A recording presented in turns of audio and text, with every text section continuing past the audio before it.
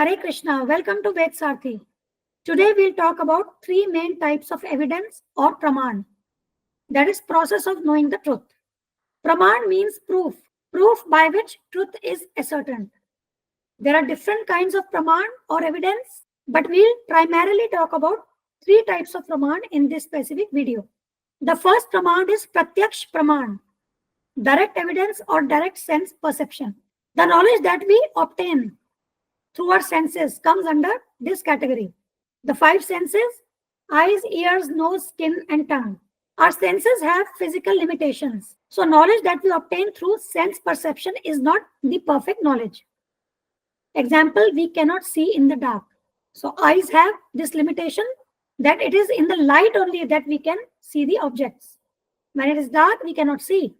Our ears have limitations that we can hear the sounds in specific frequency range, or we cannot hear distant objects. Similarly, our nose, skin, tongue, all these senses have certain physical limitations. And due to this, the knowledge that we obtain through them is not perfect. The next type of praman is Anumana praman, or inductive knowledge. The inference of an unknown object based on its relationship with some other object perceived through the senses comes under this category.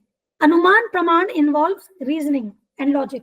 Example, you visit a temple and you ring a temple bell. Now you have seen how the bell looks like and how it sounds. So next time, even if you are not in the temple, but you hear the sound of the bell, you would infer that in the nearby temple, the bell is ringing. So earlier, through Pratyaksha praman, through direct sense perception, you took the knowledge how the bell looks like and what is the sound of the bell. But next time, you are not directly perceiving the bell, but just based on the ringing sound of the bell, you are able to infer that nearby a bell is ringing. Now, this specific evidence is also not perfect because this is based on the direct proof that we have taken through the Pratyaksha praman.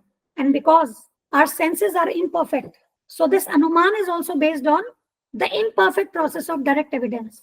And hence, Anuman is also not perfect. The third kind of praman is Shabda praman. It is known as Aparushya or Shruti Shastra. Deductive knowledge. The Vedic knowledge, that is the knowledge that we receive through the Vedas, is Shabda praman. This is authorized knowledge and it is perfect and flawless. Why is it so? Because this Vedic knowledge directly comes from Lord Shri Krishna. It is known as Aparushya. Lord Shri Krishna is transcendental. Lord Shri Krishna is not like any mundane person. He is the Supreme Lord. He is transcendental. So the knowledge given by Lord Shri Krishna is perfect knowledge. There is no flaw in that knowledge. Actually, we living entities in this material world have four major defects. We'll talk about those four defects in the subsequent video. But due to those four defects, whatever knowledge we try to take based on our senses and our experience is not perfect. It will be defective.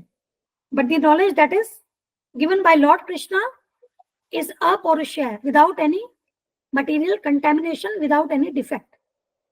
So therefore, this knowledge is perfect and flawless. This is also known as Shruti Shastra.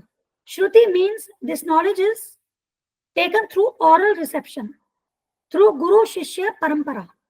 So Shishya, disciples, receive this knowledge from their spiritual teacher, Guru, through oral reception.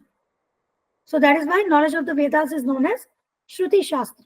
We complete our discussion here, and in the next video, we'll talk about inductive knowledge and deductive knowledge. And once this is completed, then we'll talk about the four defects of the conditioned soul. Thank you. We dedicate this channel and all these videos to our Guru Maharaj, His Divine Grace A.C. Bhaktivedanta Swami Thakur, Srila Prabhupada. Jai Srila Prabhupada. Thank you. Hare Krishna.